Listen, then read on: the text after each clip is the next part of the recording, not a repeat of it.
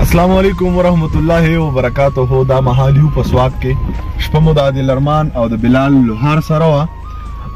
زما د کتاب په سلسله کې ان شاء الله که زندگی وي او ژوند وي او ژوند وفا وکړل نو دویم کتاب به ان شاء الله کرونا وایرس ختمېدل کتاب راتله. زه دې هراک لمه کوم چې کرونا وایرس هم راځم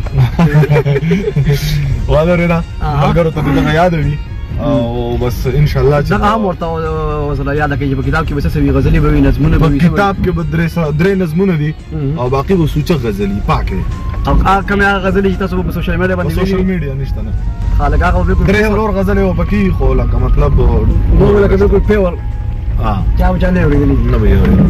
صحیح ده. ارمانه بس زه غواړم چې زمیر چې کله ګاډی تاو کړي نو بیا شعرونه وي او که ټپې وي هغه مو سره شریک کړي. دا خبره ده خو لکه موړ کې تاو شو یو څو شعرونه به راسره شریک کړي نه صرف چې ستا په زړه کې بلها زړونه دننه ښکاري، ستا په زړه کې بلها زړونه دننه ښکاري، مړه زما دي ارمانونه دننه ښکاري. د غني او د رحمان شاعري اورم په کوزه کې بند سیندونه دننه ښکاري. زه به څنګه له تا صبر شم جانانه په مرۍ کې دې رګونه، زه به څنګه له تا صبر شم جانانه په مرۍ کې دې رګونه دننه ښکاري. او دوه شعر نور هم چې که زما نوم لیکې جانان ورسره هم ولیکه، که زما نوم لیکې جانان ورسره هم ولیکه، زه ارماني یم ارمان ورسره هم ولیکه. ډېر ښه دی. که بنګړي غواړې نو پښتون یم بې غیرته نه یم، چې بنګړي غواړې جو پېزوان ورسره هم ولیکه. ته دې غوږونو له جونکۍ جوړوي به خیر دی، خو زما ریښې ریښې ګریوان ورسره هم ولیکه. او ته که د خپلې وعدې لیکې خیر دی ویې لیکه، خو بیا د نه راتلو امکان ورسره هم ولیکه.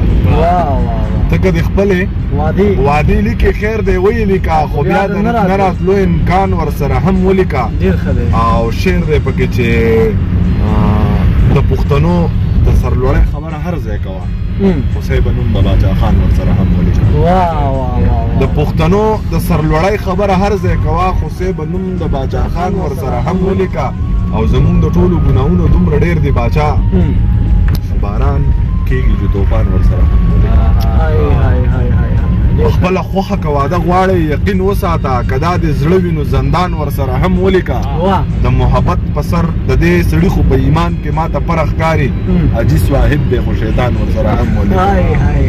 د محبت په سر که چرته کې پدار خاطو، خو د عشق نوم د زمیر خان ورسره هم ولیکه. اخر کې هغه دوه شعرونه راته ووایه. مور د لور نه لور د مور نه زوی د پلار نه خرابېږي. دا خبره حقیقت ده او که نه ده. د خپل پلار نه د خپل حق غوښتنه نه کوي، د خپل پلار نه د خپل حق پوښتنه نه کوي. لور قابله د جنت ده او که نه ده، ډز یې رور وکړو او خور سوره کې لاړه، دا د رور په حمایت ده. راځه راشه چې په خوښه واده وکړو، دا خبره د عزت ده او که نه ده. پلار دې بیا زما دا جي ته ګیله کړې، دا ګیله د شرارت ده او که نه ده.